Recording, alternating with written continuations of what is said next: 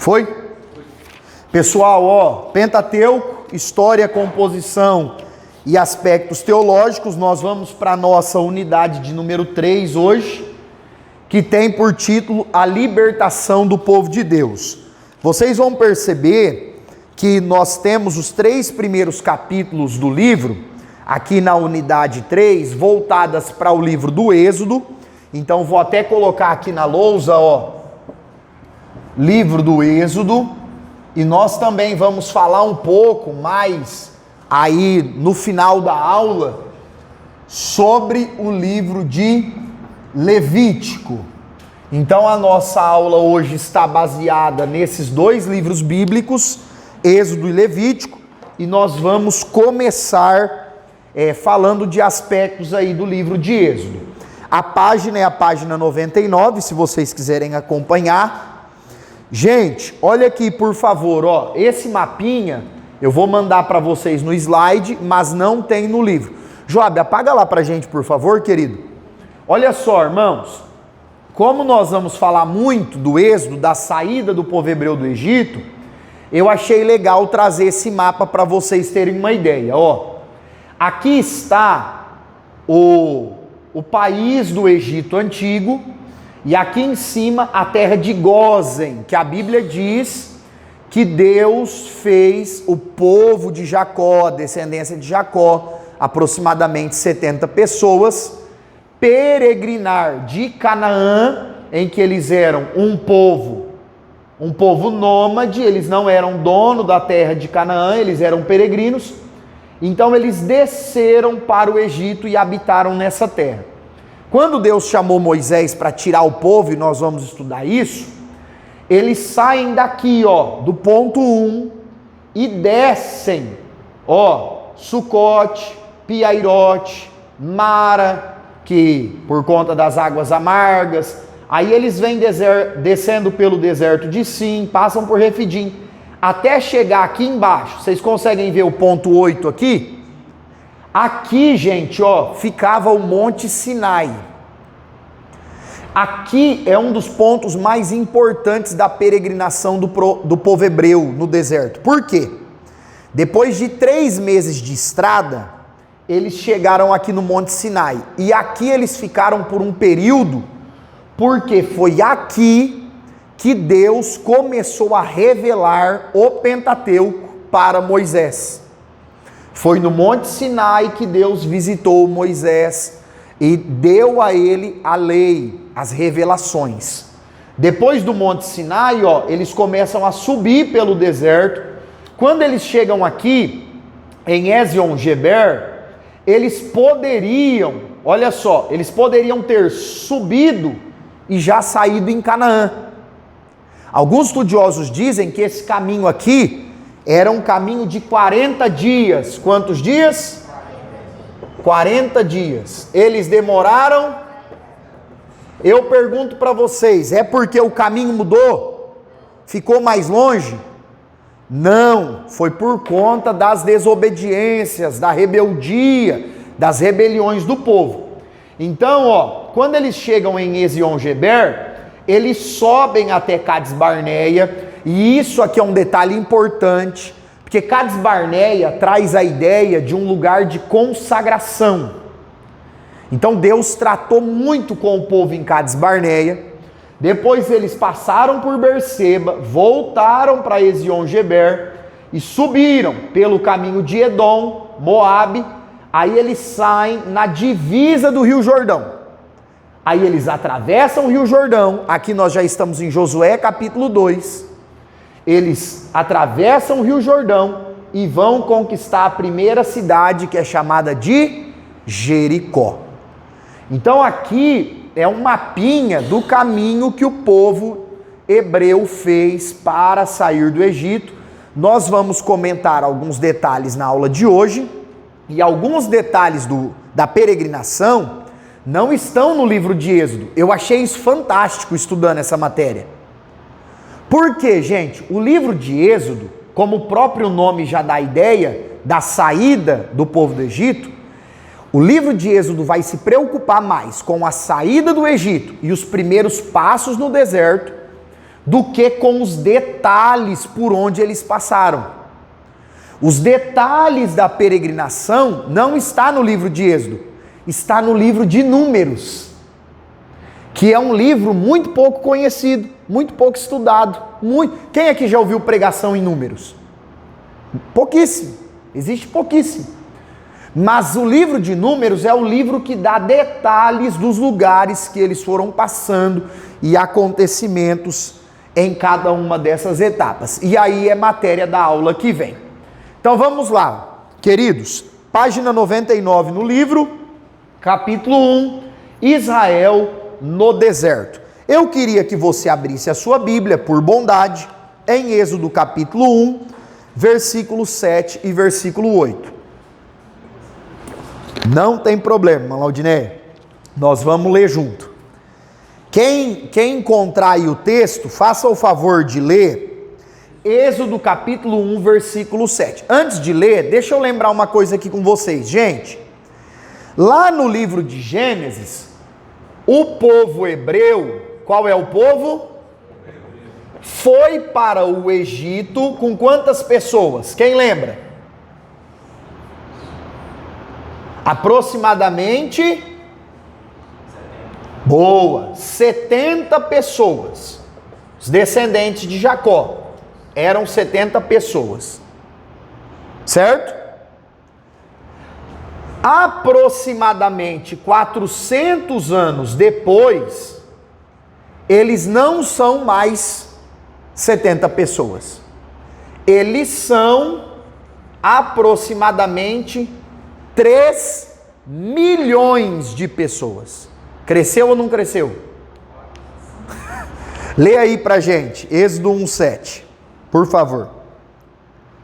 Os filhos de Israel frutificaram e aumentaram muito, e multiplicaram-se e foram fortalecidos grandemente, de maneira que a terra se encheu deles. Olha aí, irmãos, no Egito, o povo hebreu frutificou, aumentou muito, multiplicou e foi fortalecido. Isso aqui, ó, lembrando da matéria passada hermenêutica, lembra que o povo de Israel cativo no Egito é uma figura do ser humano, está cativo, e aí nós podemos dizer, olha, nós assim como Israel, estamos aqui nesse Egito, estamos aqui nesse mundo, mas nós vamos sair daqui e vamos para a terra prometida, lembra disso? Aqui estão, ó, 4 coisas que sempre aconteceu com o povo de Deus, independente do lugar que o povo estava. E aí é uma mensagem para vocês pregarem. No Egito, o povo de Deus frutifica. No Egito, o povo de Deus aumenta.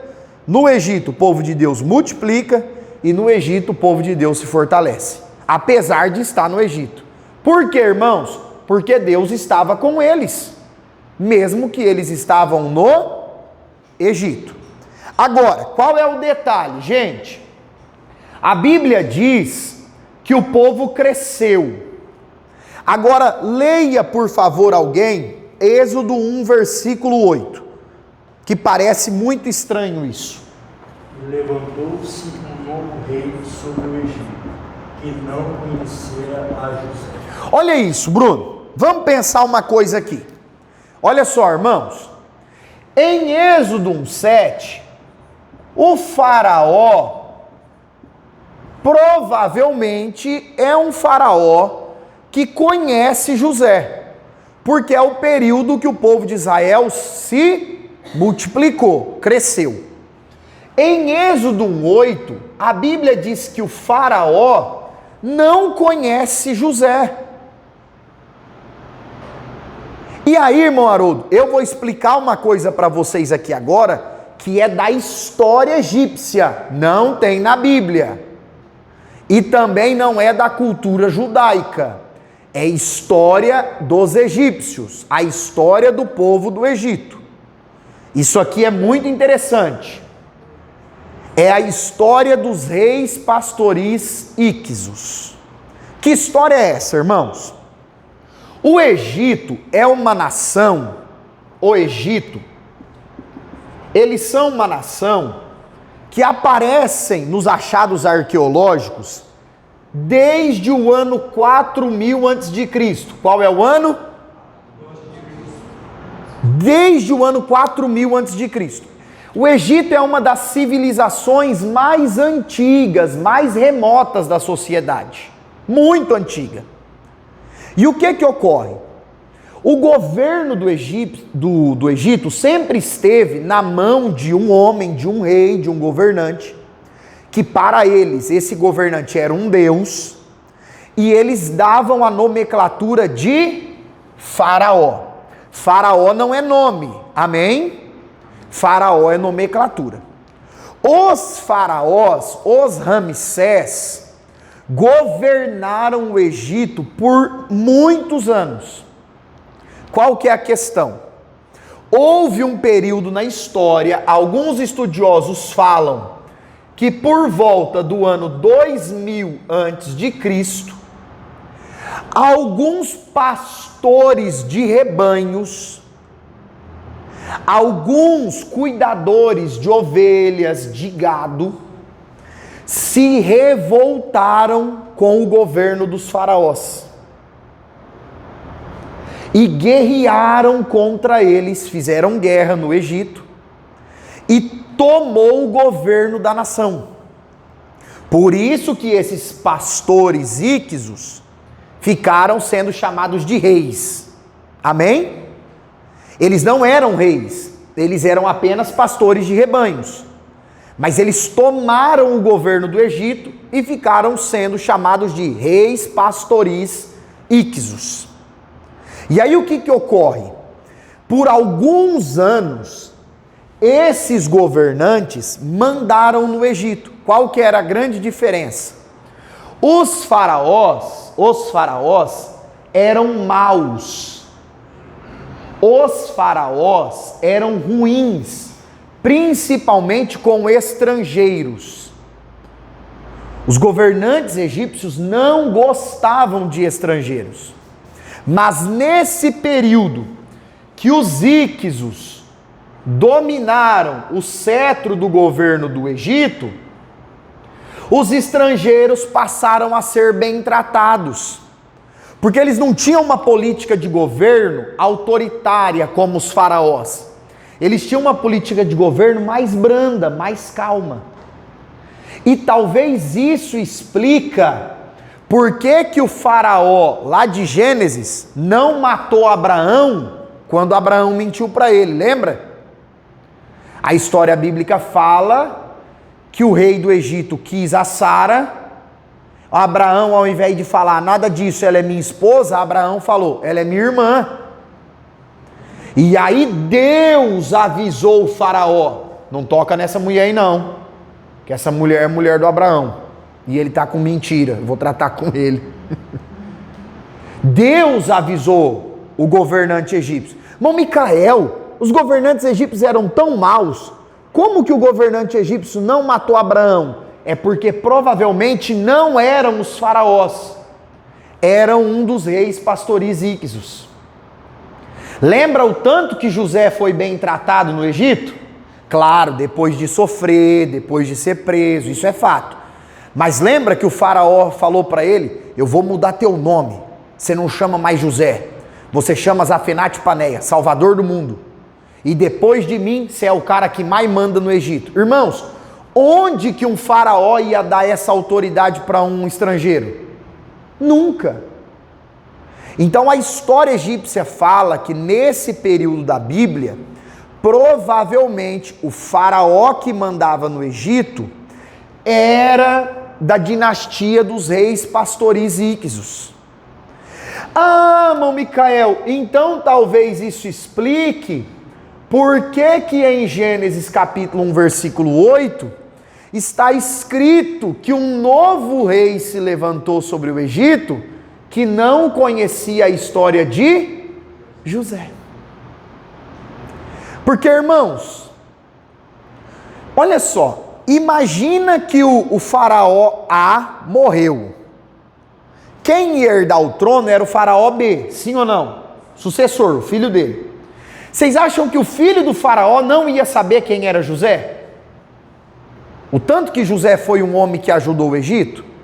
E outra, nós temos que lembrar que José chega no Egito com 17 anos aproximadamente, com 30 anos ele vira governador, mas a Bíblia diz que ele morre com 110, morre com quantos? Então José ficou 80 anos sendo governador do Egito. A gente lê a Bíblia, irmão Haroldo, e acha que José governou o Egito 5 anos, né? 7 anos lá da vaca gorda, vaca magra. Não, irmão, José ficou no governo do Egito 80 anos. Até morrer. Aí, Júnior, como que o filho do faraó da época não conhecia a história de José? Não tem como, gente. Vocês percebem isso? Fica claro isso? Fica? Entre Êxodo 1:7 e Êxodo 1:8, nós temos um espaço aqui, pessoal, nós temos uma vazão aqui de pelo menos 300 anos. Entre Êxodo 1:7 e Êxodo 1:8. Falar que um novo faraó dominou o Egito e não conheceu a história de José é pensar em pelo menos 3 gerações depois. Amém? Aí esse novo faraó não conhece José, não conhece a família de Jacó, não sabe o tanto que esse povo abençoou o Egito. Aí esse novo faraó vai fazer o quê? Ele vai olhar o povo e vai falar assim, ó, é muito estrangeiro no Egito. Milhões. Aí o que o faraó pensa, gente? Se os hebreus fizerem uma rebelião aqui no Egito, igual os reis igual os íxos fizeram, nós vamos perder o trono de novo. E aí o que o faraó começa a fazer? Escravizar o povo hebreu. Então o povo ficou no Egito 430 anos. Mas não foi todo esse período que o povo foi escravizado. O período da escravidão foi menor. Amém? Agora, irmãos, o povo começou a sofrer. E o povo começou a sofrer muito. Só que quando o povo começa a sofrer, o que o povo vai passar a fazer? Vai passar a clamar a Deus.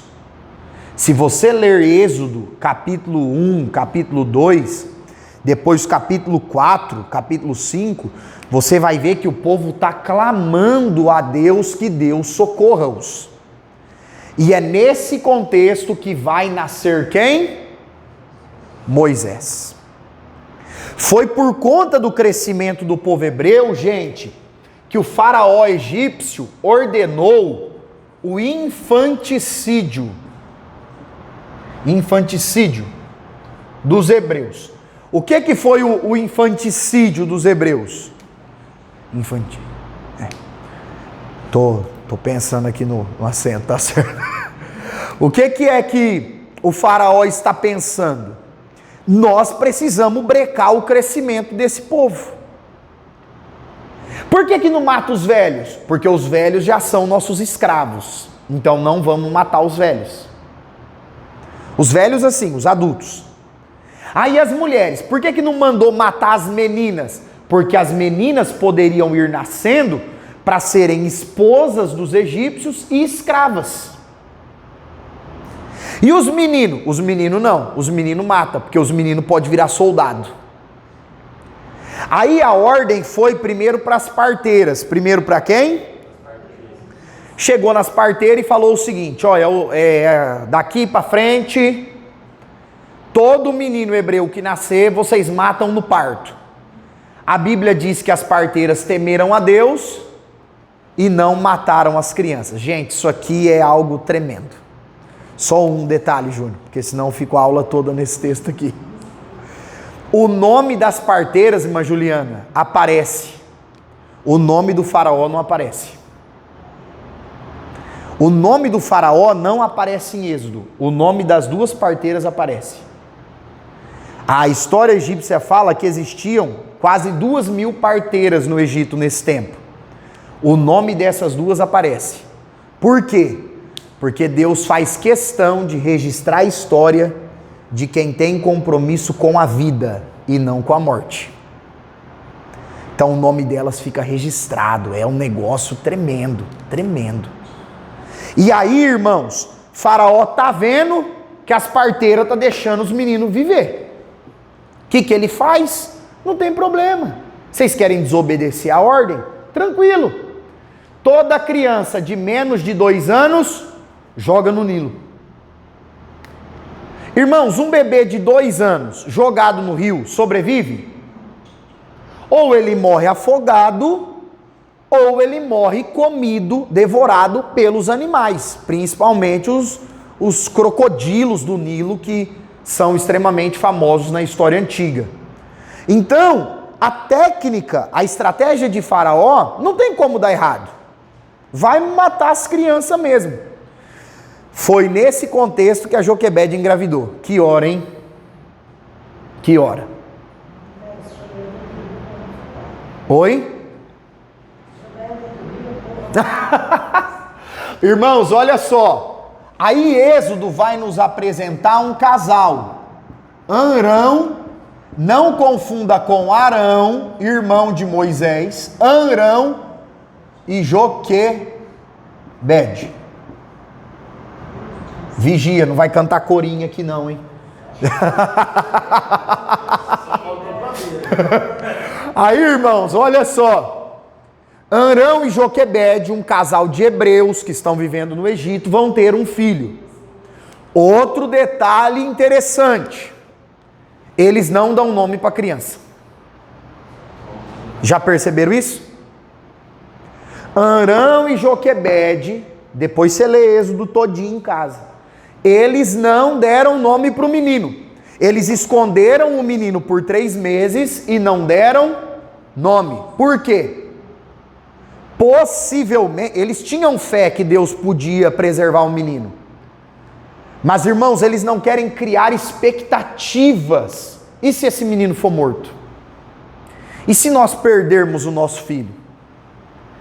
Aí, diz a Bíblia, ele era formoso, Joquebede escondeu 3 meses, depois não dava para esconder mais. Qual que é a ideia da mãe? Ela pega um cestinho, coloca a criança dentro e vai às margens do rio Nilo e coloca a criança entre os juncos. Gente, esquece essa bobagem de que Joquebede jogou o menino dentro do cesto e tacou no rio. Isso não está na Bíblia. Eu já vi gente pregando que Deus mudou a água do Nilo. Vocês já ouviram isso em pregação? Irmãos, Joquebede colocou o menino na água e a água do Nilo corria para baixo. Aí Deus fez a água do Nilo correr para cima. Onde é que está isso na Bíblia? Aí outros falam assim, ó, Joquebede foi lá, colocou o menino no meio do rio e Deus parou o rio e o cestinho ficou parado. Onde está isso na Bíblia?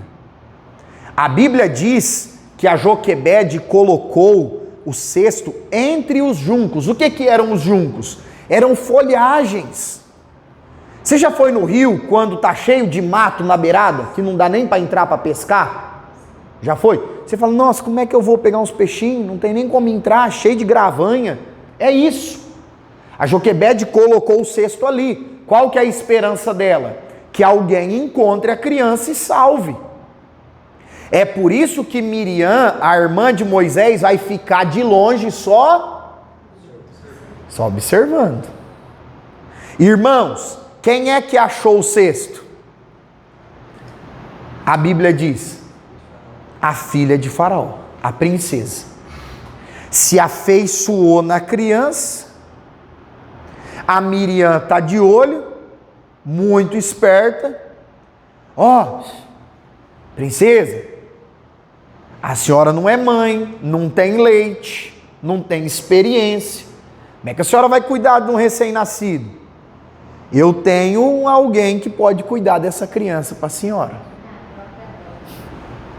Então, irmãos, esse texto bíblico nos mostra a sabedoria, a inteligência, a esperteza no sentido bom de Joquebede e da Miriam, irmã de Moisés. Elas foram sábias. Aí, irmã Laudineia, que Moisés vai receber o nome dele. Porque quem chamou ele de Moisés não foi a mãe, não foi o pai, não foi a irmã. Não. Quem deu o nome de Moisés foi a filha de Faraó. Porque o nome Moisés significa tirado das águas. Então, por exemplo, hoje se uma irmã for... Vou fazer uma analogia aqui, irmãos, muito boba, tá? Perdoe o professor. Uma irmã opta por ter um parto em casa, aqueles partos em banheira, que hoje está muito na moda, tem, como é que é o nome? Humanizado. Então, aí, nossa, tive o meu filho lá, saiu no meio da água, vou dar o nome de Moisés. Foi tirado do meio da água, faria sentido, literalmente falando. Faria sentido. Então, quem vai dar esse nome para Moisés é a filha de Faraó, porque o nome Moisés significa aquele que foi tirado das águas. É um nome egípcio.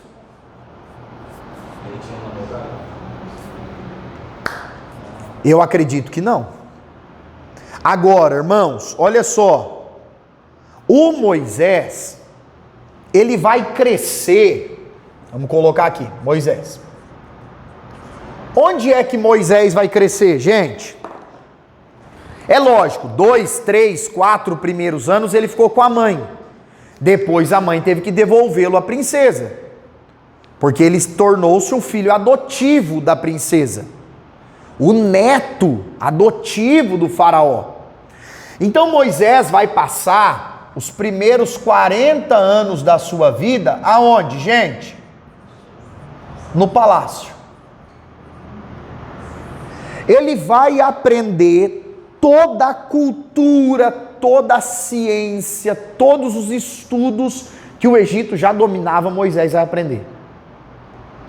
Qual é o problema que a Bíblia apresenta em Êxodo capítulo 2? E eu já vou chegar no chamado, que é Êxodo 3. A Bíblia diz que um dia Moisés viu um soldado egípcio maltratando um escravo hebreu. Ao invés de ficar na dele, Moisés foi resolver a violência com mais violência. E aí o que é que Moisés fez? Matou o cabra e escondeu na areia. Ele achou que ninguém tinha visto.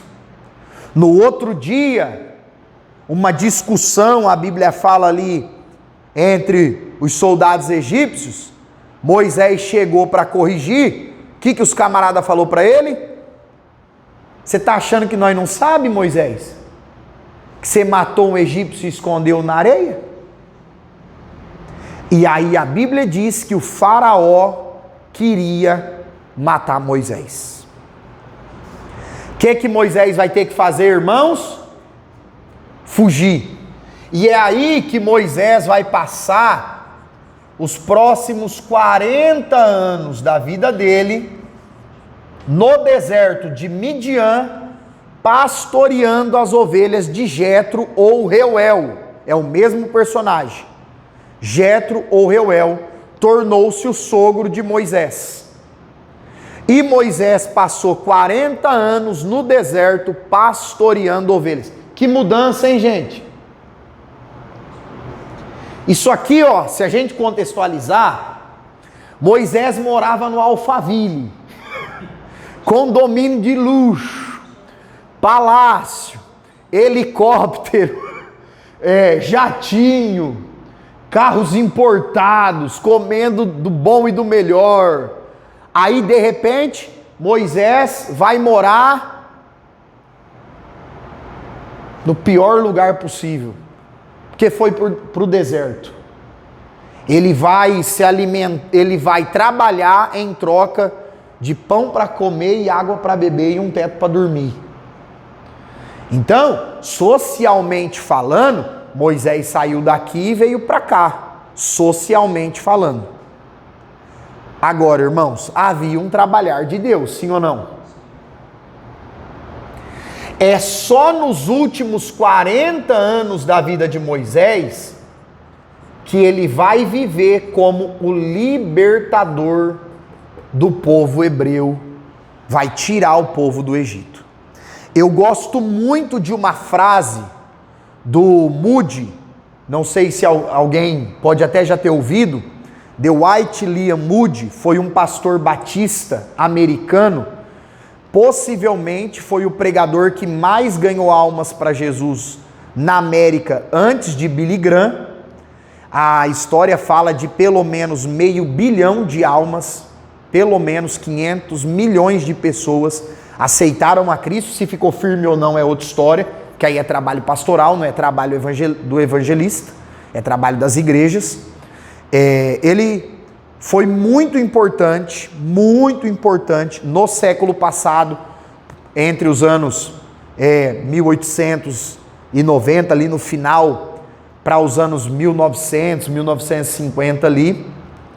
E Moody, irmãos, tem uma frase poderosa sobre Moisés, que ele fala assim: Moisés passou os primeiros 40 anos da vida pensando que era alguém. Aí Moisés passou os segundos 40 anos da vida descobrindo que ele era um ninguém. E os últimos 40 anos da vida de Moisés, Deus provou para ele o que Deus pode fazer através de um ninguém.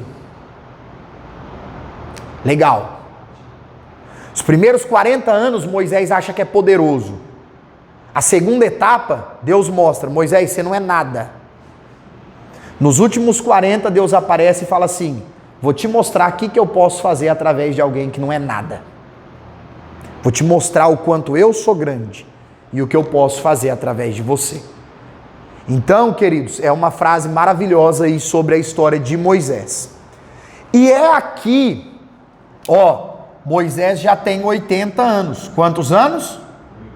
Agora, 80 anos na época, o pessoal vivia 110, 120, é um homem maduro, sim ou não? Mas não é um idoso. Ele não estava no fim da vida, gente, porque ele viveu 120. Então, por exemplo, uma pessoa que tem 60 anos hoje, com 40 anos, ela tinha vivido 2/3 da vida, igual Moisés aqui. Então, Moisés era um homem maduro, era um homem pronto, mas não era um velhinho. Amém? Não imagine Moisés com 80 anos gagá, viu? Senhor, como é que eu vou levar Israel? Nem consigo andar. Não é isso não. Saúde intacta. Tava com a saúde boa. Aí, o que acontece? Deus vai fazer o chamado de Moisés. Êxodo capítulo 3. E eu não vou pregar Êxodo 3, Bruno, que pra gente não ficar o resto da aula. Porque, irmãos, esse texto é maravilhoso, não é? Da sarça ardente. É muito bom, não é? Não é só eu que gosto desse texto aqui? Não é, né?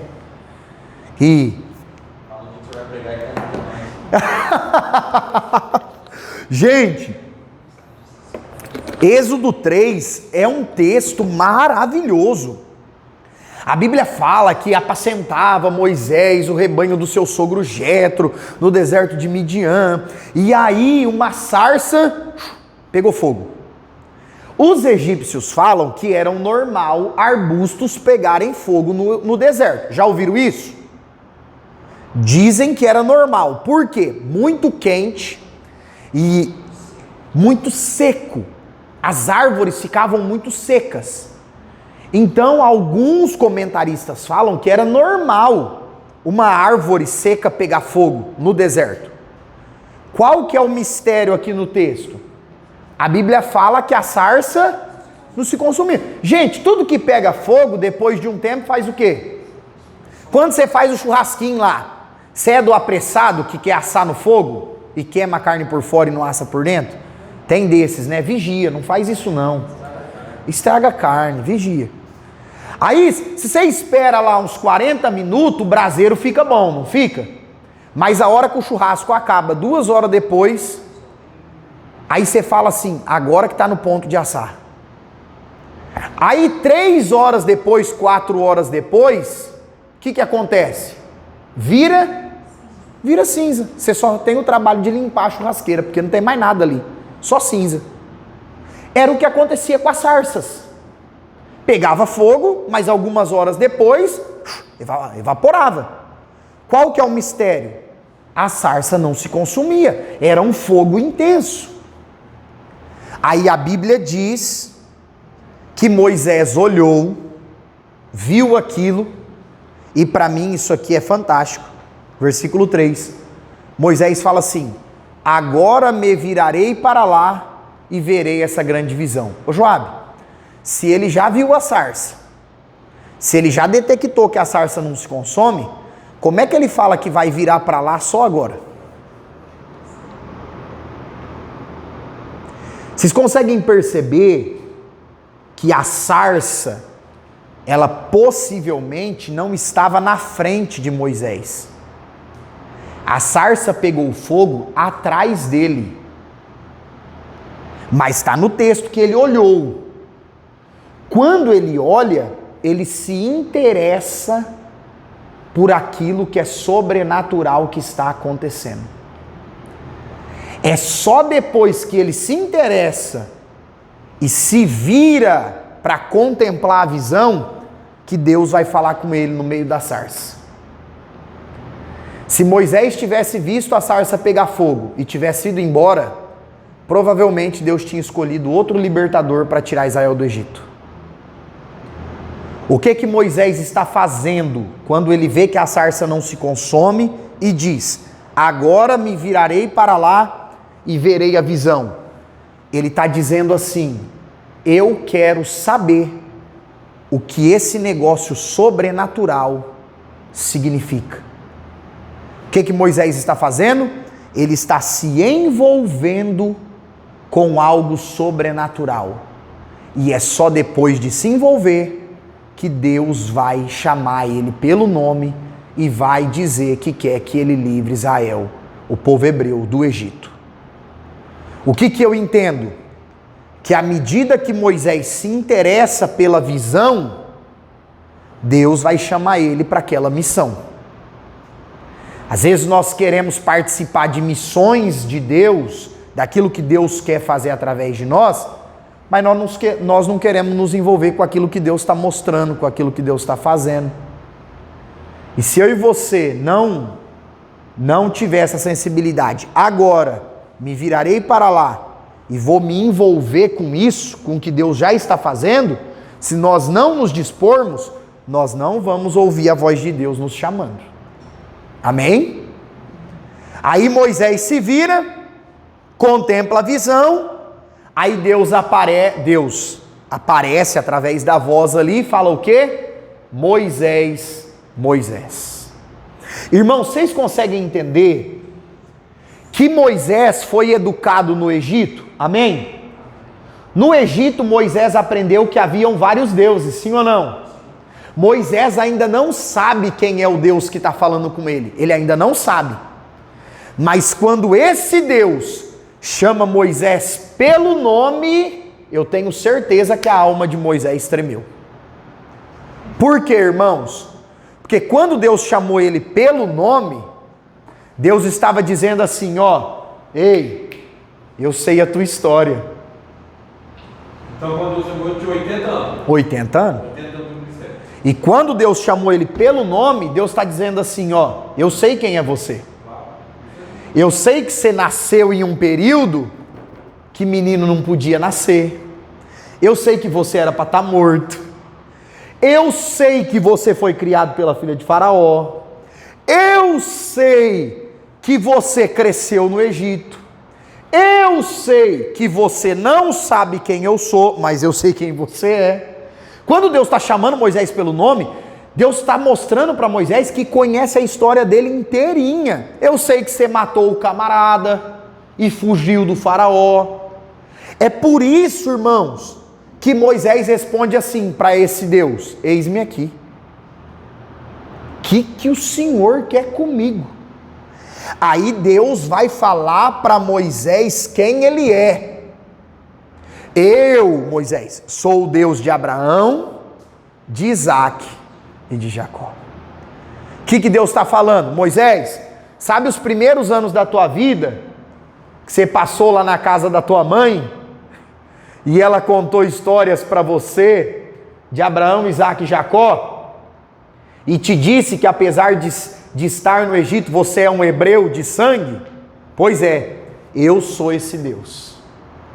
Eu sou o Deus que chamou Abraão, Isaac, Jacó. Eu sou o Deus dos seus pais. E aí, irmãos, vai acontecer o diálogo de Deus com Moisés, em que Moisés fala para Deus que se sente incapaz, que é um homem de língua pesada. Quem aqui já ouviu falar que Moisés era gago? Vocês acreditam mesmo nisso? Está escrito. Não.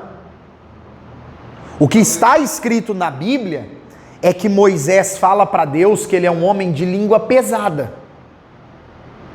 Então quer dizer que é uma diferença, por exemplo. Deus chamou ele aos 80 anos. Deus chamou Jeremias dentro do ventre da mãe dele para ser profeta, não foi? Sim. Então quer dizer que é uma diferença entre chamado e escolhido. Então, é que assim, Haroldo, nós não podemos tornar isso uma doutrina. Por quê? Essa expressão que Deus chamou desde o ventre indica que Deus já tinha o desejo que aquela pessoa fosse um profeta desde que o seu nascimento acontecesse. Deus chamou ele para aquela obra específica. E a situação que estava tendo no momento. Isso. E aí ele resolveu se entregar ao plano de Deus. E Moisés foi somente aos 80 anos que Deus apareceu para ele. Se revelou para ele. Só depois de grande, só depois de adulto. Exatamente. Aí, irmãos, Mas ele era escolhido. sim, ele era um escolhido de Deus, mas ele não sabia.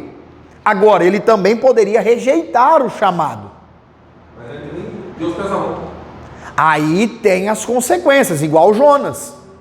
As pessoas falam assim: Jonas não teve escolha. Lógico que teve. Ele escolheu desobedecer e colheu a consequência. Mas teve escolha. Paulo teve escolha. Por quê? Paulo caiu lá e ficou cego. Aí ele perguntou: Senhor, o que o Senhor quer que eu faça? Ele teve escolha. Ah, mas Micael, e se ele não quisesse? Ele ia ficar cego. Mas ele teve escolha.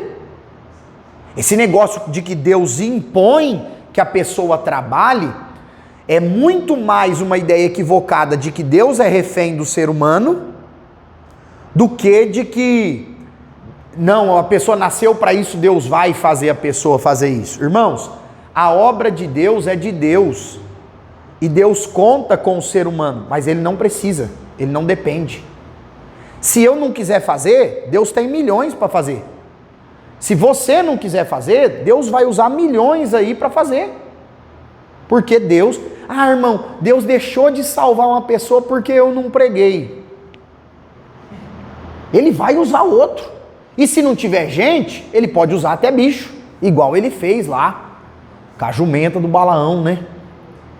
A história de Jonas, por exemplo, a aprovação de Jonas foi ali que ele estava descendo do mar comendo afogado, de certa forma, né?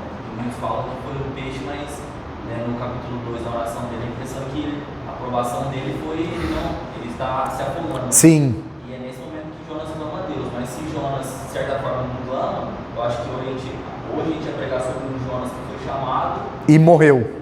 Exatamente. E morreu. Agora, irmãos, olha só. Moisés vai responder positivamente ao chamado. Ele vai apresentar a sua desculpa. Deus, eu tenho a língua pesada. Gente, existe uma diferença entre ser gago e ter dificuldade de falar em público, sim ou não? Tem alguém aqui que tem bastante vergonha de falar em público?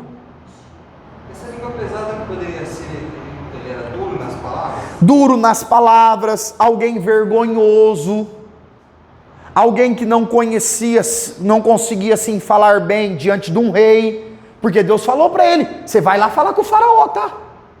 Você vai lá falar com o faraó. Ah, Deus, e o que eu vou falar para o faraó? Que ele vai ser abençoado? Não. Você vai lá falar para o faraó que ele vai perder todos os escravos. Olha que mensagem boa, irmão. Ó, Moisés, eu quero que você vá lá bater um papo com o faraó. Ô, Senhor, beleza, vou lá. Nossa, que legal, hein? Vou falar com o presidente. Vou falar com o rei da nação. Qual que é a mensagem, Senhor? Qual que é a benção? Benção não é benção, não. Você vai chegar lá no faraó e vai falar assim, ó. Você vai perder todos os escravos que Deus vai levar esse povo tudo embora. Por isso que ele fica com medo. Aí Deus fala para Moisés, Moisés, vamos fazer o seguinte, você não fala bem, mas Arão, teu irmão, fala bem. Então, você vai levar Arão junto com você. E Arão vai falar em teu nome. E aí acontece o chamado de Deus na vida de Moisés. É claro que tem muitos outros detalhes. O outro que a gente pode comentar aqui, porque é aula de teologia, é sobre a sandália. Lembra? Deus fala para ele, tira a sandália dos teus pés, porque o lugar que pisa é santo. Eu pergunto para você, era a terra que era santa? Não era a terra em si que era santa. Era porque Deus estava lá que o lugar se torna santo. Algumas culturas, irmãos, até hoje, por exemplo, no Japão, quem vai pregar no Japão tem que tirar o sapato para entrar na igreja. Se você receber um convite, não vá com meia furada, hein? Vigia. Até hoje, na cultura oriental, você vai entrar num lugar importante, tira o sapato. É cultural. Agora, existe a possibilidade de Moisés estar usando uma sandália egípcia, como alguns dizem? Existe. Porque ele havia morado 40 anos no Egito. Mas o foco de Deus ali é falar assim para Moisés, Moisés, quando eu chego num lugar, o lugar se torna santo. Então, quando você estiver na minha presença, você precisa entender que é um momento de reverência, é um momento de temor. É isso que Deus está falando com ele. Amém? E aí, queridos, Moisés faz uma pergunta que talvez eu e você não faria para Deus. Moisés cresceu no Egito, lembra? 40 anos aprendendo que existe vários deuses. Moisés fala assim, ô Senhor, Faraó vai perguntar quem é o Deus que quer levar os escravos embora. Eu vou falar que eu fui enviado por quem? Quem que é o Senhor para Faraó? Aí Deus fala para Moisés, você vai dizer que o eu sou te enviou. Irmãos, a expressão que aparece na Bíblia hebraica é essa aqui, ó. YHWH. É o famoso tetragrama hebraico. Eu pergunto para vocês, isso aqui forma o que em português? O que isso aí forma em português? Nada. Alguns tradutores da Bíblia em português traduzem por Jeová. Outros traduzem por Javá. Outros traduzem por Javé. Outros por Iavé. Aí tem os bobão da internet lá que fala que o nome de Deus é Yaush. Quem já viu? Lembra do Cabo Daciolo? Cabo Daciolo só fala assim, né? Deus é Yaush, Yaush, Yaush. Irmãos, a verdade é que ninguém nunca vai conseguir falar o nome de Deus exatamente da forma que Deus falou para Moisés. É impossível.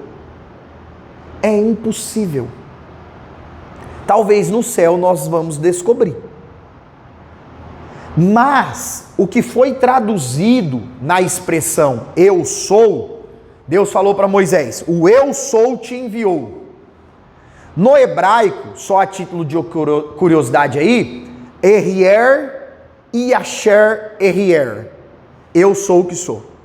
No grego é o que aparece ali nas falas de Jesus. Lembra que Jesus falou várias vezes, eu sou o pão da vida, eu sou a porta, eu sou o bom pastor, eu sou o caminho. Ego eimi, bem mais parecido com o português, né? Ego eimi, eu sou. Agora, o que é tremendo? Que a tradução desse eu sou É como se Deus estivesse dizendo assim para Moisés: eu sou, eu existo antes que tudo existisse. Ou então, eu sou tudo aquilo que você precisar que eu seja. Por que que isso era importante, irmãos? Porque quando o faraó perguntasse: quem foi o Deus que te mandou? Moisés ia dizer assim, ó: o Deus que me mandou é um Deus que existe antes que tudo existisse. Porque nas culturas antigas, todos os deuses tinham sido criados. Todos os falsos deuses, as mitologias falam que eles foram gerados por outros, e desceu algo do céu, teve um relacionamento com uma mulher, como algumas mitologias antigas falavam, e aí nasceu aquela deusa, nasceu aquele Deus. Quando Moisés chegou diante de Faraó, ele disse assim, ó: quem mandou eu aqui é um Deus que disse que existe antes que tudo existisse. Mostrava ali a grandeza, a soberania divina. Amém, queridos? E é esse Deus que vai chamar Moisés. Agora, gente, proposital, tá? Nós ficamos aqui boa parte da aula nesse capítulo, porque é o capítulo aí, um dos mais importantes dessa unidade do livro do Êxodo. Agora, vamos avançar um pouquinho, ó. Deus vai tirar os hebreus do Egito usando as 10 pragas. E aí já nós vamos comentar que talvez Deus estava confrontando 10 falsos deuses do Egito. Olha só, a primeira praga, as águas se tornaram em sangue. A segunda foi a praga das rãs, a terceira dos mosquitos. Nessas 3 primeiras pragas, Deus usou Arão. Deus usou Arão para essas pragas acontecerem. Nas próximas 3 não é nem Arão nem Moisés, é Deus, é só Deus que decide mandar. Foi a praga dos piolhos, a praga dos rebanhos, depois as úlceras. Depois vem outras 3 pragas, aí Deus vai usar Moisés. Chuva de pedra, gafanhotos e trevas sobre a terra. E a última, que é a morte dos primogênitos, que o anjo da morte vai passar pelo Egito. O que é um detalhe interessante que vocês precisam ter em mente? O povo hebreu sofreu muito no Egito no período da escravidão. E, irmãos, Deus iria julgar o governo egípcio por conta desse sofrimento. Então aqui é o juízo de Deus sendo derramado sobre o Egito. Aqui é Deus fazendo justiça ao seu povo. Por isso que você vai ler em Êxodo, a Bíblia diz assim, o Moisés e o Arão iam lá, deixa o povo ir, Deus está falando. Aí o que o faraó fazia? A Bíblia diz, o faraó endurecia o coração. Mas a Bíblia também diz que Deus endurecia o coração de faraó. Isso não é intrigante? Irmão Micael, então o faraó não estava deixando o povo ir? Porque Deus endurecia? Diretamente não. Mas quando o faraó não deixava o povo ir, era como se Deus viesse e trouxesse ainda mais dureza ao coração dele, justamente para que as pragas viessem. Para que o juízo de Deus fosse derramado, estabelecido sobre o Egito. E aqui, irmãos, diante da 10ª praga, que é a morte dos primogênitos, a Bíblia diz que o filho de Faraó morre. E aí ele vai liberar o povo hebreu. O que é extremamente interessante é que, ainda que Faraó libere o povo, olha só, Êxodo capítulo 12, versículo 37, ainda que Faraó libera o povo, Depois ele se arrepende. E vai fazer o quê? Vai perseguir o povo. É aqui que acontece o grande milagre, ó. O grande milagre em Piairote. Tá vendo aqui nesse ponto? Onde estou com a mão aqui? Ó. É aqui que o povo de Israel atravessa o Mar Vermelho. Não é, irmãos, olha só, o grande milagre da travessia do Mar Vermelho, qual que é o grande milagre aqui? É que não tinha para onde correr. A Bíblia diz que havia montanha de um lado, montanha do outro, e atrás vinha Faraó, com os seus exércitos. Então o único jeito de escapar era o quê? Para frente. Aí Moisés, Deus, o que nós vamos fazer? Aí Deus parece brincar, né? Não, Moisés, manda o povo marchar. Marchar para onde? Marchar para dentro da água? Não é todo mundo que sabe nadar. Então, aqui, ó, Deus vai abrir o mar. Era chamado de Mar Vermelho, mas você percebe que não era uma extensão d'água gigante. Isso diminui o milagre? Claro que não. Porque, irmãos, a Bíblia diz que eles passaram em seco, nem lama no fundo não ficou. Nem lama. Eles passaram em seco. E aí um dia um estudioso comentou, eu não sei dizer para vocês se isso possui, assim, bases sólidas, mas um dia eu ouvi um estudioso do Antigo Testamento comentar que, olha isso, essa região do Mar Vermelho era lotada de peixes.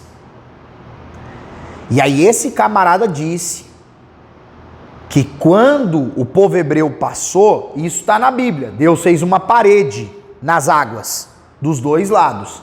Diferente de quando Elias e Eliseu atravessaram o Rio Jordão, que a Bíblia diz que Deus parou a água de um lado e o resto da água correu para baixo.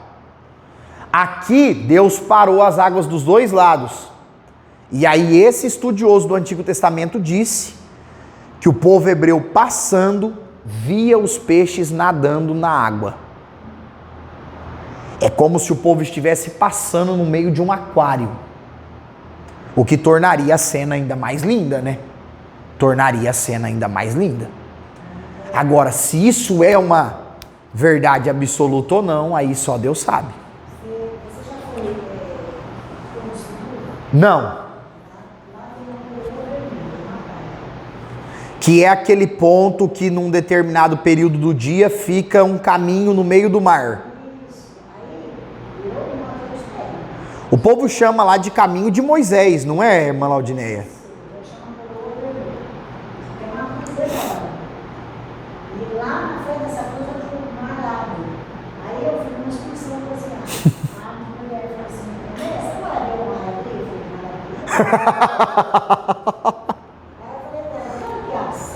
Eu falei, mar abrir? É porque conforme a maré sobe, tampa. Conforme a maré... foi abrindo assim, sabe? A água vinha, foi jogando água. Que coisa linda, hein? Fez um caminho, um caminho. Olha, firme. Olha só, irmãos. Então, Deus vai abrir essa parte aí do Mar Vermelho para o povo passar. Ó, detalhe, viu? Eu gosto muito daquele hino da Lauriette. Gosto muito, acho muito lindo. Pena que não é bíblico. Que ela canta, toca nas águas. Não vou cantar, que senão vocês vão embora, né? Toca nas águas, meu irmão. Já ouviram? Toca nas águas. Mas a Bíblia não diz que Moisés tocou nas águas. A Bíblia diz que Moisés estendeu o cajado e o Mar Vermelho abriu. Então assim, ele não chegou, a Bíblia não diz que ele chegou a tocar nas águas. Ele apenas estendeu o cajado. Aí alguns estudiosos falam que Deus mandou um vento, como se fosse um vento, é claro, né, que de cima para baixo, mas como se o vento fizesse assim e depois fizesse assim, para segurar as paredes do mar, para segurar as águas dos dois lados. Agora, irmãos, o que acontece? Não está na Bíblia que Deus estava envergonhando deuses egípcios, falsos deuses. Não está na Bíblia. Mas alguns estudiosos do Êxodo dizem que Deus estava envergonhando 10 falsos deuses do Egito com as 10 pragas. E aí está aí na página 115 do livro de vocês, ó. Havia o deus Rapi, que era o deus do Nilo, Hecate, a deusa da fecundidade, Keper, que era um deus em forma de besouro, Hathor, que era uma deusa com cabeça de vaca. Isso aqui tem até hoje na Índia. Irmãos, muito do hinduísmo e do budismo, e nós vamos estudar essas falsas religiões, muito das falsas religiões vieram do Egito, vieram da cultura egípcia.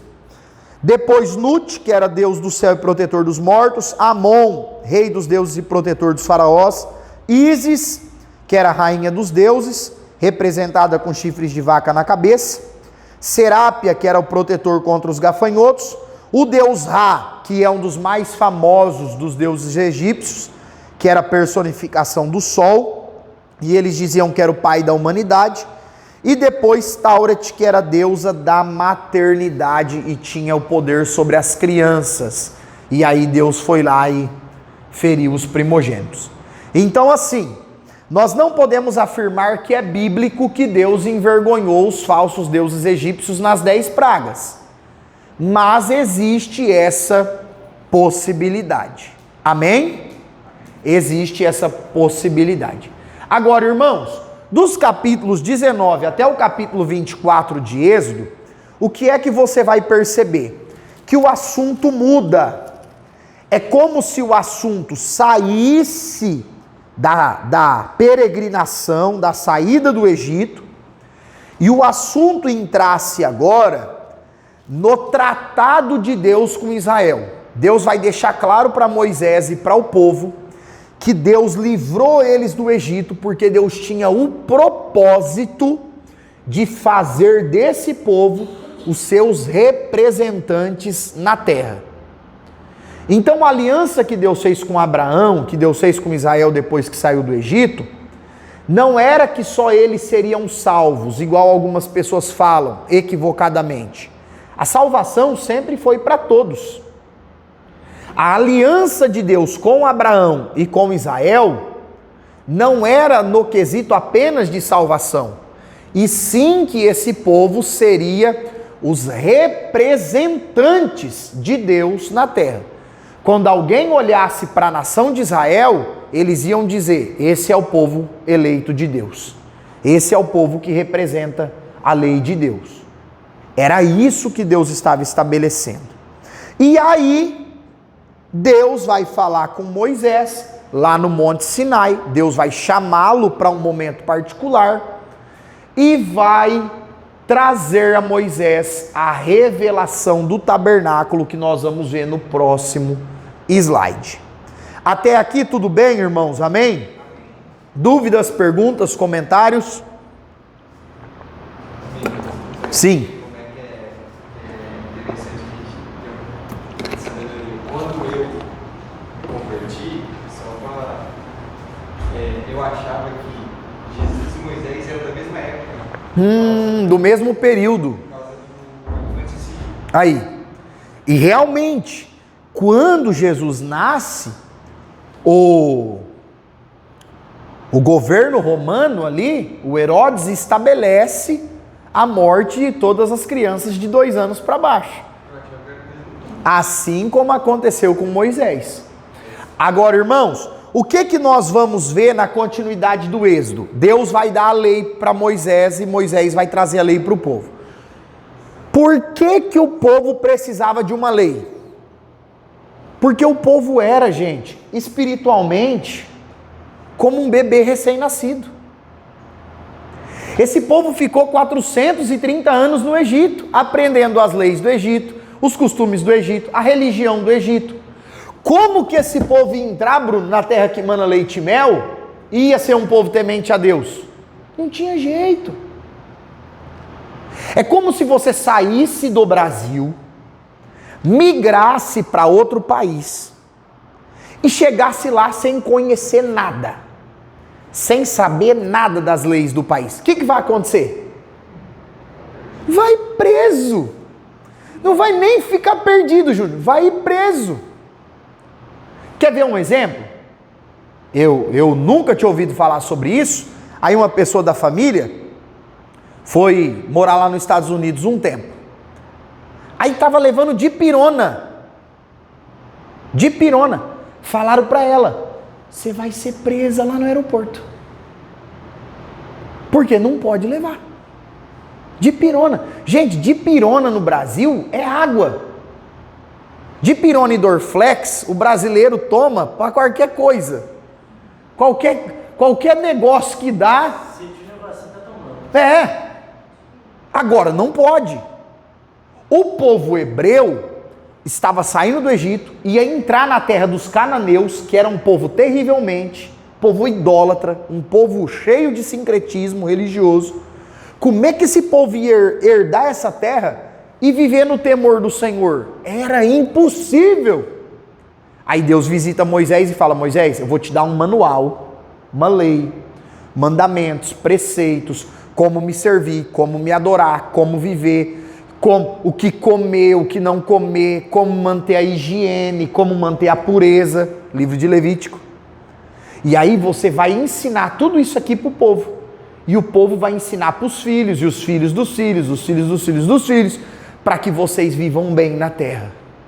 Então vocês conseguem perceber que a lei não surge para trazer peso para o povo. A lei surge para ser bênção para o povo. Irmão Micael, e por que a lei se tornou tão pesada para o povo? Porque o povo queria viver no pecado. E a lei proibia.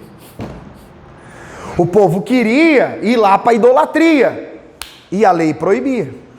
O povo queria casar com mulheres estrangeiras. E a lei proibia. O povo queria comer o que viesse pela frente, de qualquer jeito. E aí a lei dizia, você comer isso, você vai ficar impuro, porque você pode ficar doente. Então, a lei veio para ajudar o povo, não foi para atrapalhar. Fica claro isso, queridos? E aí, eles precisavam de uma lei. E foi no meio disso que Deus deu os 10 mandamentos. Êxodo capítulo 20. Tá frio, né, irmã Juliana? Vou aumentar aqui.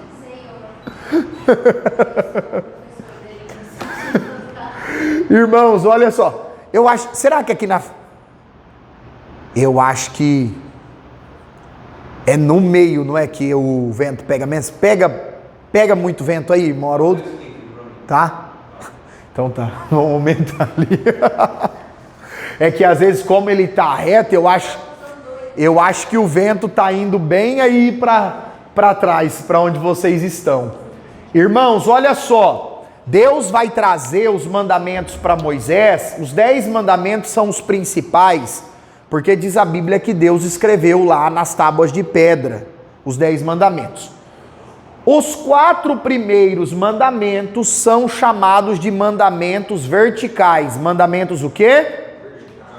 Gente, isso não está na Bíblia, tá bom? Amém? Amém? Então, os 10 mandamentos, os 4 primeiros são na vertical. Por quê? Fala do relacionamento entre o homem e Deus.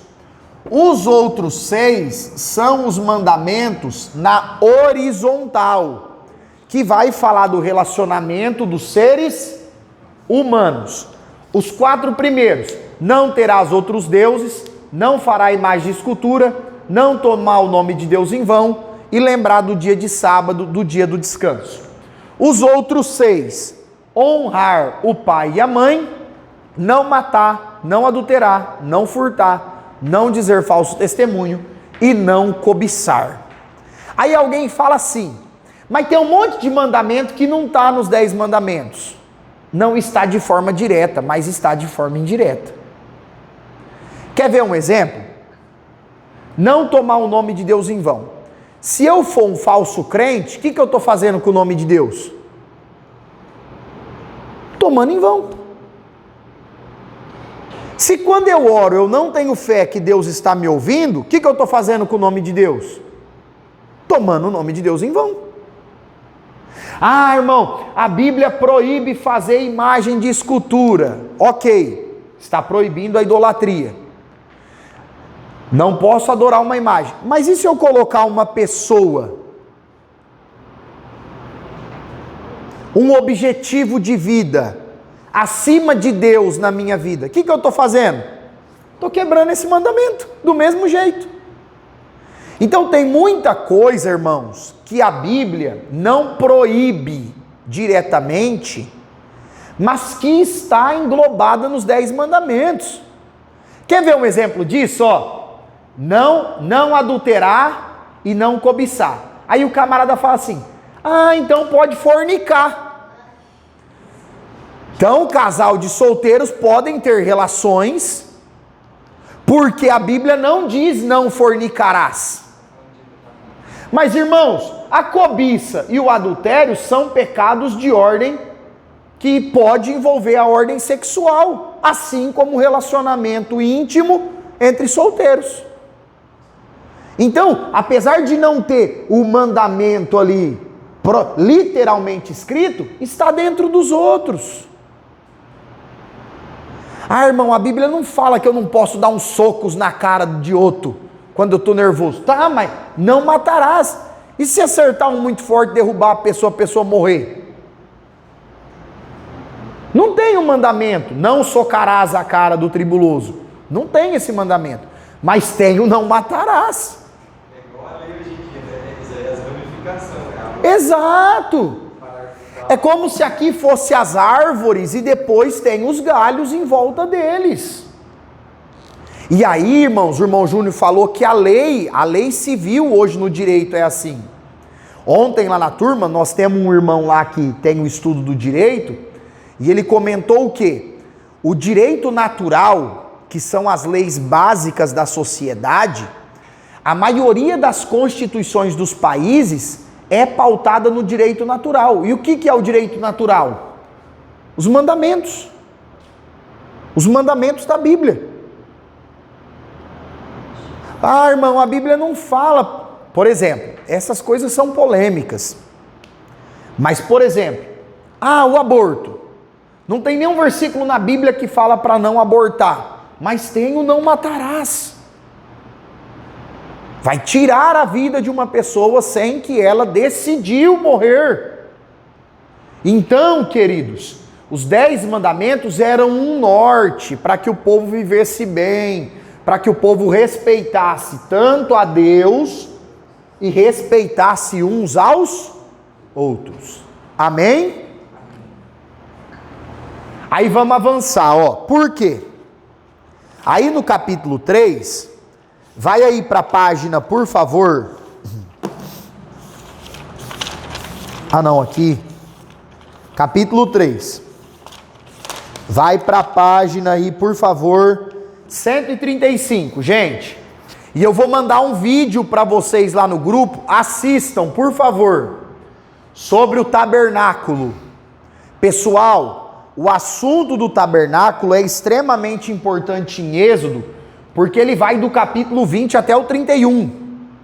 O que é o tabernáculo? Deus falou assim para Moisés: eu quero habitar no meio de vocês. Vocês conseguem ver as tendas aqui em volta?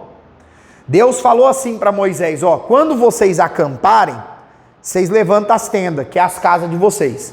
Mas no meio, você vai fazer a minha casa, porque eu quero habitar no meio do meu povo.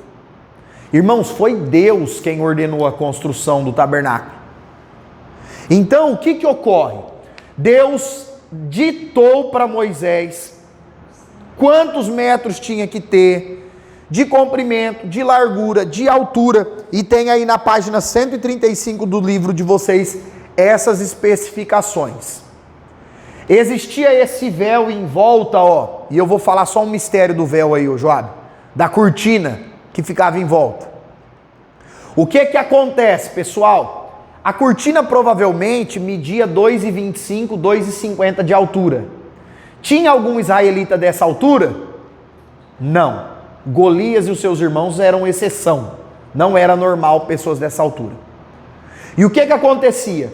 Quando um hebreu queria fazer um sacrifício, seja de perdão de pecado, seja de gratidão, seja de louvor a Deus, ele vinha aqui, ó, nas cortinas da frente do tabernáculo, trazendo o seu animal, e aí o sacerdote ficava aqui esperando o crente, que trazia a oferta. Quando o crente entrava, as outras pessoas que estavam de fora não viam, eles não ficavam vendo você levar o teu cabrito, o teu pombo, o bichinho lá que você levou para sacrificar. Eles não ficavam vendo. Por quê? Porque desde esse período o culto é algo pessoal entre o crente e Deus. Não era interesse de Deus que quando o Bruno fosse lá adorar, eu ficasse vendo. Deixa eu ver o Bruno adorar. Não era esse o interesse de Deus. O que será que o Bruno trouxe para Deus, hein? Será que trouxe uma vacona gorda? Ou será que trouxe 2 pombinhos só? Não. Por isso que a Abel e Caim, a morte um do outro foi por causa do culto. Exatamente. Como se Deus estivesse dizendo, Abel, o Abel cuida do culto dele e você, Caim, cuida do teu. O culto é pessoal, é individual. Aí o que ocorre, ó, queridos? Aqui, ó, é o espaço chamado de átrio, é o lugar aberto. Altar do holocausto, pia de bronze, que tinha água para o sacerdote se lavar. Aí aqui é a tenda, gente, ó. Dentro da tenda nós temos lugar santo, lugar o quê? E santo dos santos. O lugar santo tinha 3 objetos. Mesa dos pães da proposição, 12 pães ali, representando as 12 tribos de Israel. Esses pães eram trocados pelos levitas. Eram trocados. Ah, podia ficar comendo? Não. Não, esses pães eram símbolo do cuidado de Deus por Israel. Não era para ficar comendo. Irmão Micael, mas a Bíblia diz que Davi, os camaradas, comeu dos pães. Por quê? Porque para Deus o princípio da vida está acima de tudo. Então, ou Davi comia desse pão ou morria. Aí Deus disse, pode comer. Que é melhor Davi vivo, tendo comido um pão lá da mesa do pão da proposição, do que Davi morto. Aí, aqui do lado esquerdo ficava o candelabro, candeeiro, castiçal, menorá, tem um monte de nome. Mas era a lâmpada do tabernáculo era essa. Irmão Micael, como é que o fogo acendia? Eles colocavam óleo. Não tinha luz solar aqui dentro, irmãos, era tudo tampado de cortina. Então a única luz que tinha era a luz do candelabro. Aqui na frente, ó, ficava o altar do incenso. Lembra que Zacarias foi escolhido para ir no templo fazer sacrifício? E aí o anjo apareceu e falou que Isabel ia engravidar? Então, aqui, ó, altar do incenso. Eles pegavam ali os líquidos das plantas e derramavam ali, e subia um cheiro gostoso, era como uma adoração a Deus. Aqui ficava o véu, ó. Esse pedaço do lugar santo, os sacerdotes podiam entrar todo dia. Os sacerdotes entravam. O Santo dos Santos não. O Santo dos Santos estava a Arca da Aliança e o propiciatório. Irmão Micael, o que é o tal do propiciatório? É a tampa da arca, só isso. E na tampa da arca os 2 querubins lá com as asas abertas, virados um para o outro, que era onde Deus descia a sua glória. Então, no Santo dos Santos, somente o sumo sacerdote entrava uma vez por ano, para pedir perdão pelos pecados dele e da família, e pedir perdão pelos pecados de todo o povo de Israel. Isso aqui tem que existir hoje, irmãos? Não. Por quê? Porque o autor da carta aos Hebreus diz que tudo isso era símbolo da obra de Jesus. Jesus é a luz do mundo, Jesus é o pão da vida, Jesus é a porta. Jesus não é um véu que impede o homem de ir a Deus. Jesus é a porta, é o véu aberto, que libera o acesso a Deus. Então, isso aqui não precisa existir hoje. Ah, irmão Micael, fui numa igreja, tinha uma arca da aliança lá na frente. É bobagem isso. Não é um pecado, mas é bobagem, irmãos. Ah, irmão, fui numa igreja, olha, tinha uma menorá lá dessa altura assim, ó. Os irmãos falaram que pagou 5 mil, podia ter usado 5 mil para outra coisa. Mas, irmãos, algumas igrejas, algumas pessoas, na ideia de querer trazer o judaísmo, o Antigo Testamento, para o tempo da lei, para o tempo da igreja, para o tempo da graça, ficam pegando esses símbolos e esses elementos e trazendo para a nova aliança. Não tem necessidade nenhuma disso. Amém?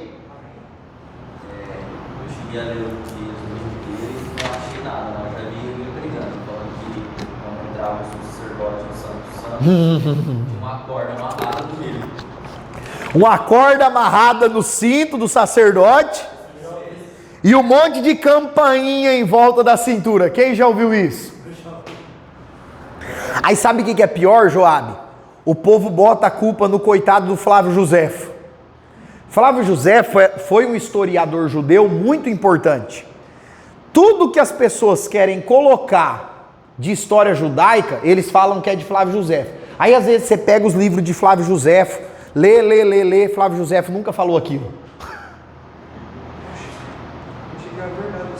Irmãos, essa corda no sumo sacerdote amarrada, isso não tem na Bíblia.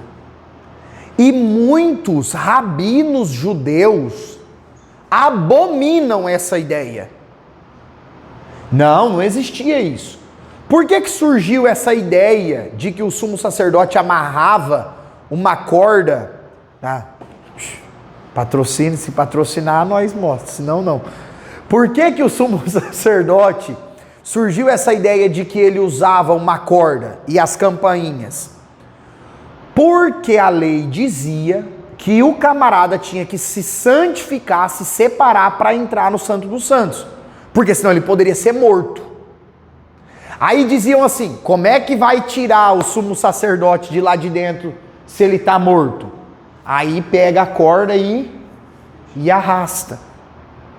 Mas irmãos, o que nós temos que entender é que a glória de Deus não ficava 24 horas aqui no Santo dos Santos.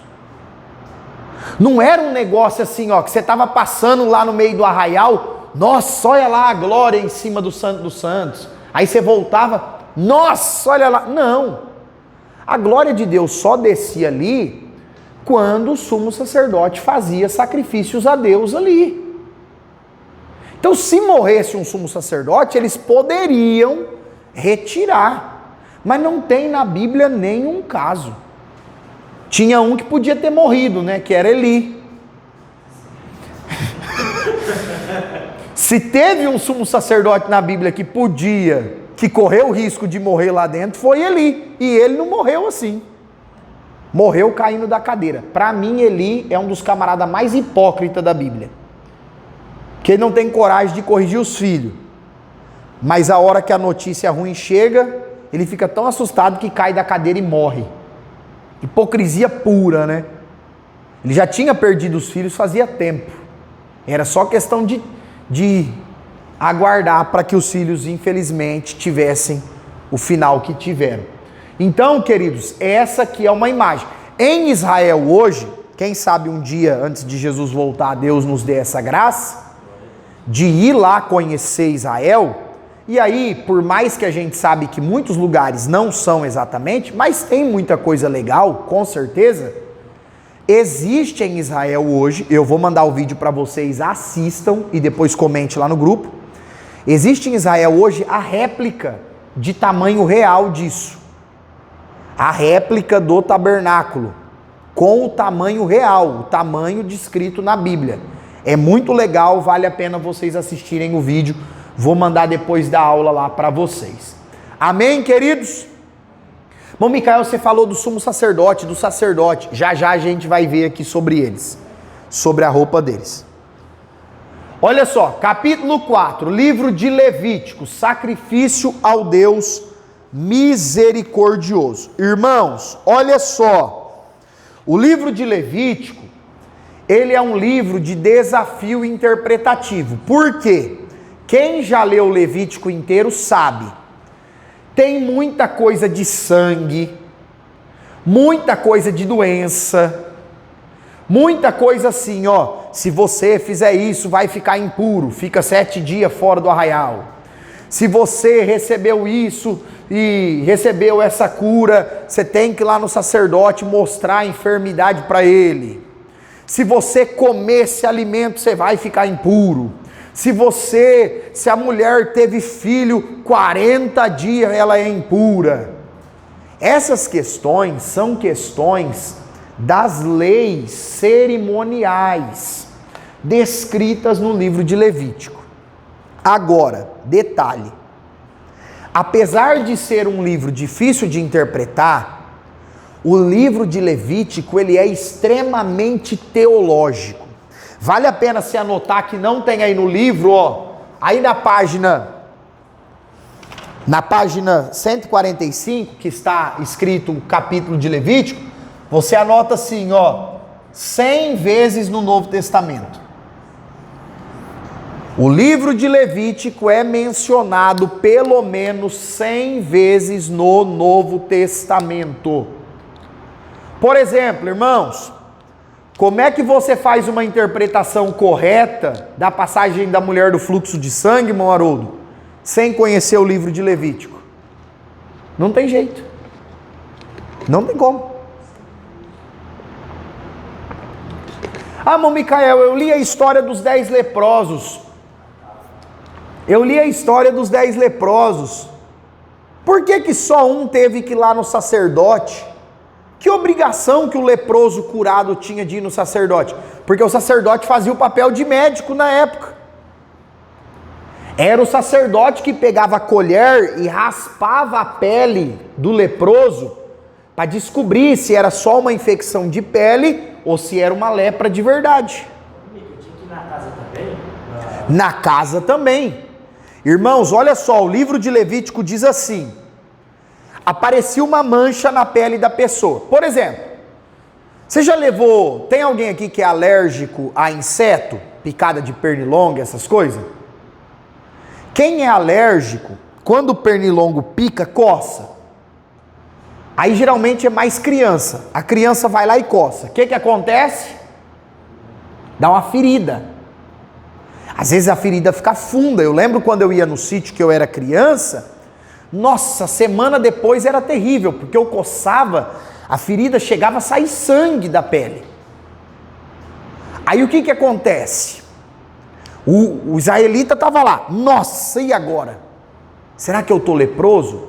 Porque a lepra é uma doença contagiosa, podia matar um monte de gente. Eles viviam daquele jeito ali, as cabaninhas, tudo próximo. Aí o camarada ia lá no tabernáculo. Ó, sacerdote, apareceu isso aqui. O sacerdote pegava a colher e raspava a ferida. Se a ferida estivesse na altura da pele, o sacerdote dizia, não, isso aí é só uma alergia. Tô contextualizando, viu, gente? Isso aí é só um bichinho que te mordeu. Isso aí é só que você se machucou carregando alguma coisa. Não é uma lepra. Porque a lepra, quando raspava a pele da pessoa, fazia uma cavidade. Nesse momento, o sacerdote ia na casa do leproso. Porque, como as paredes das casas feitas eram de barro, o que acontece? A lepra pegava na parede de barro. E quando raspava ali as marcas na parede, fazia uma cavidade na parede também. Aí o que acontecia? Ó, você está leproso. O que tem que fazer? Ir para um leprosário, para um lugar recluso só de leprosos. Se você e eu não entender isso que está no livro de Levítico, como que nós vamos interpretar as passagens que falam desse tipo de coisa no Novo Testamento? A mulher lá que ela vivia em um lugar específico para pessoas assim. Então, As mulheres que tinham fluxo de sangue, que nada mais é do que hemorragia constante, acredita-se que tanto elas quanto os leprosos, essas doenças, tinham um lugar específico que eles ficavam reclusos. Uma pregação, o camarada falou que no meio da mensagem ele falou assim, chegou a notícia lá onde... No Arraial das Impuras. Isso, Jesus estava passando. Então, agora sim, a Bíblia não fala especificamente desse tipo de lugar, mas a cultura da época fala que existia, assim como existiu o tanque de Betesda, lembra? No tanque de Betesda, irmãos, a Bíblia fala que tinha coxo, tinha manco, tinha cego, tinha surdo, mas não tinha leproso. Porque o leproso é um tipo de doença contagiosa. Então, por exemplo, você lê lá um texto bíblico que fala que um leproso veio até Jesus. Nossa, que benção, né? O camarada estava enfermo e foi até Jesus. Ô meu querido, o livro de Levítico fala que se um leproso aparecesse aqui, nós tínhamos que matar ele apedrejado, para nós não pegar a lepra dele. Mesmo os crentes tinham que matar o leproso apedrejado. A 100 metros de distância, o leproso tinha que vir gritando: imundo, imundo, impuro, impuro, para que as pessoas fossem se afastando. Como é que aparece um leproso na Bíblia e vai parar no pé de Jesus? Você consegue entender que esse camarada, ele correu o risco de morte para chegar ali? Mas o que é? O que é que o leproso está falando para ele mesmo? Eu já vou morrer de lepra. Quando um leproso vinha até Jesus, ele está dizendo assim, eu sou leproso, mas eu não vou morrer de lepra. Eu posso até morrer apedrejado, mas de lepra eu não morro. Quando um leproso vinha até Jesus, ele demonstra que ele não vai se contentar em morrer naquele estado que ele está. Eu prefiro correr o risco de ser apedrejado e talvez conseguir a minha cura lá com Jesus, do que morrer aqui. Mas você só vai conseguir compreender isso à base do livro de Levítico. Então, irmãos, tem muita coisa no Novo Testamento, principalmente quando fala de doenças, comidas, costumes da época, que nós vamos ter que ir no livro de Levítico para conseguir compreender. Amém? Tenta ler a carta aos Hebreus sem estudar o livro de Levítico para você ver. Você não vai entender nada. Porque a carta aos Hebreus, o escritor está escrevendo para o povo hebreu, para os judeus, que conheciam o livro de Levítico. Por isso que ele fala tanto dos sacrifícios, do altar. Por quê? Ele está fazendo menção de que aqueles rituais da antiga aliança apontava para a obra de Jesus na nova aliança. Amém? E o livro de Levítico vai tratar, irmãos, sobre a santidade de Deus. É por isso que tem essas especificações. Aqui, nós temos uma foto dos sacerdotes trabalhando no altar do holocausto. Por que o altar tinha, irmãos, uma vara, não é barra não, viu, Júnior? Havia duas varas de madeira, uma de um lado e outra de outro, para poder fazer o quê? Carregar o altar. Eles colocavam o altar no ombro e carregavam. Porque o que Deus falou?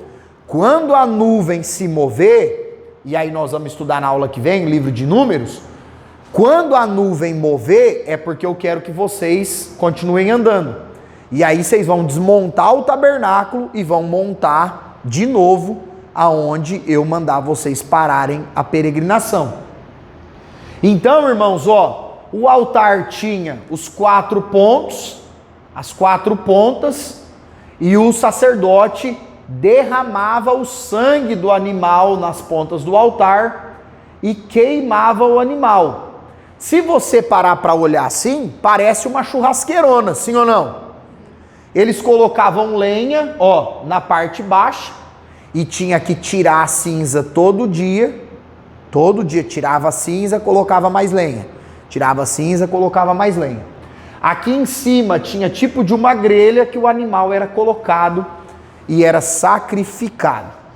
Existiam sacrifícios que a pessoa comia junto com o sacerdote, tipo de oferta de gratidão, por exemplo, ações de graça, mas algumas ofertas como pedido de perdão, oferta de holocausto, ninguém comia nada. Era totalmente queimado para Deus. E aqui nós temos, ó, as vestes. O sacerdote se vestia assim, com a túnica branca e o cinturão e a mitra na cabeça. A mitra é esse chapéuzinho aí. Não é de padeiro, né, Bruno? Igual lá o teatro que o Jesus estava com chapéu de padeiro. Então, ó, aqui é a veste comum do sacerdote. O que mudava para o levita? A veste parava no joelho. A veste do levita ia até ao joelho. Depois as vestes sacerdotais, mas do sumo sacerdote. E aí é interessante, ó, por quê? Ele vestia a túnica branca, depois ele vestia uma túnica azul. Era muita roupa. Depois, irmãos, ele vestia esse éfode, que era tipo de uma... Não é bem uma capa, mas era uma roupa que tinha esse peitoral junto, ó, com 12 pedras preciosas representando as 12 tribos de Israel. Então, como o sumo sacerdote, ele era o maior representante do povo de Israel diante de Deus, ele vestia essa roupa de forma simbólica. Aí, ó, ele carrega aqui mais 2 pedras em cima, tem esse cinturão que amarra o Urim e o Tumim, que eram as 2 pedras que eles usavam para lançar sortes, e a mitra, que é o chapéuzinho na cabeça. E na testa, o sumo sacerdote levava o escrito ali, era descrito santidade ao Senhor, ou o Senhor é santo. Era escrito ali, não é que era escrito na pele, era escrito em uma pedra que ele carregava na testa. Essa roupa, irmãos, também foi Deus quem disse para Moisés que o sumo sacerdote deveria usar. Deus especificou que essa seria a roupa do sumo sacerdote. Somente um homem em Israel, durante todo o período, usava essa vestimenta. Somente um. E aí, irmão Micael, como é que ia transicionando? Arão foi o primeiro, e depois os próximos sumos sacerdotes tinham que ser da descendência de Levi e da casa de Arão. Ah, eu sou da descendência de Levi, mas não faço parte dessa descendência aqui. Não pode ser sumo sacerdote. Então tinha que ser da descendência de Arão para ser o sumo sacerdote. Vamos para o 5, ainda sobre Levítico, santificação dos sacerdotes, dos ministros de Deus. Irmãos, olha só, do capítulo 8 em diante do livro de Levítico, antes do capítulo 8 fala sobre os sacrifícios. Do capítulo 8 para frente, o livro de Levítico fala sobre a pureza dos sacerdotes. O quanto Deus exigia que esses homens estivessem se santificando para estar na presença de Deus. O que a gente aprende com isso? Que o serviço a Deus não depende só de vontade. O serviço a Deus exige responsabilidade. Não é só querer trabalhar para Deus. Nós precisamos ter responsabilidade para estar a serviço de Deus. Deus deixou muito claro no livro de Levítico que fazer a obra dele era coisa séria. Fazer a obra dele era algo que exigia uma dedicação especial dessas pessoas.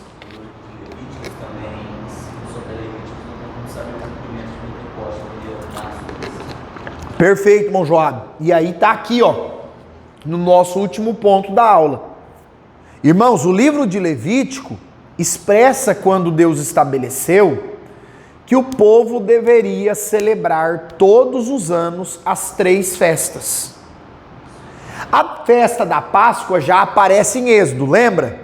Por conta da saída do povo hebreu do Egito. Festa dos pães asmos, festa da Páscoa. Depois aparece a segunda festa, que era a festa das semanas, ou das colheitas, também chamada no Novo Testamento de festa de Pentecostes. E a última festa, eles celebravam como se fosse 3 em uma, que era a festa das trombetas, da expiação, que é o famoso Yom Kippur dos judeus, o dia que o sumo sacerdote pedia perdão pelos pecados dele e de todo o povo, e a festa dos tabernáculos. Nesse período aqui, gente, eles ficavam 40 dias morando no deserto. 40 dias, deixavam as casas deles, pegavam as cabanas e ficavam 40 dias no deserto. Para quê? Para lembrar dos 40 anos que Deus cuidou do povo no Egito. Essas festas aqui não foi coisa da cabeça do povo, foi Deus que estabeleceu. Como o quê? Como um memorial diante do povo, para que o povo não se esquecesse do que Deus fez por eles. E irmãos, é claro que existe muitos outros pontos, é importante que vocês leiam o livro, porque existem vários outros pontos, tanto no livro de Êxodo quanto no livro de Levítico, que não dá tempo de nós comentarmos na aula. Mas em resumo, esses são os pontos aí mais importantes, mais cruciais. E nós precisamos conhecer, pelo menos em um panorama geral, esses livros da Bíblia, porque muito do que está na Nova Aliança e no Novo Testamento é compreendido a partir dos ensinos do Antigo Testamento ou da Antiga Aliança. Amém? Por mais que hoje nós não vamos seguir literalmente esses preceitos que era de Deus com Israel, nós podemos extrair algumas lições preciosas, algumas lições importantes dessa parte da Bíblia que é o Pentateuco e que estudamos hoje o livro de Êxodo e o livro de Levítico. Amém? Vale a pena, você faz a leitura do livro, e se você conseguir, em simultâneo, vai lendo esses livros da Bíblia. Ah, irmão Micael, são livros um pouco grandes, esses livros do Antigo Testamento. São, mas vale a pena ler, vale a pena conhecer. Irmãos, uma dica que eu dou para você que é estudante de teologia. Leia a Bíblia toda pelo menos uma vez. Ah, irmão Micael, mas eu não vou decorar. Ninguém nunca vai decorar a Bíblia toda. Você pode ler 1 milhão de vezes, não vai decorar. Ah, irmão Micael, mas se eu ler a Bíblia toda, como é que eu vou ficar examinando cada texto? Não é uma leitura analítica. É uma leitura ali, corrida. Pelo menos uma vez, vale a pena. Vale a pena. Porque quando você for estudar o assunto da Bíblia, uma vez eu li o livro de Êxodo, de Levítico, de novo. Parece que eu vi algo assim. Já é algo que você algum dia já leu. Amém? Vale a pena essa leitura da Bíblia completa, de Gênesis a Apocalipse. Amém? Vamos orar? Olha só,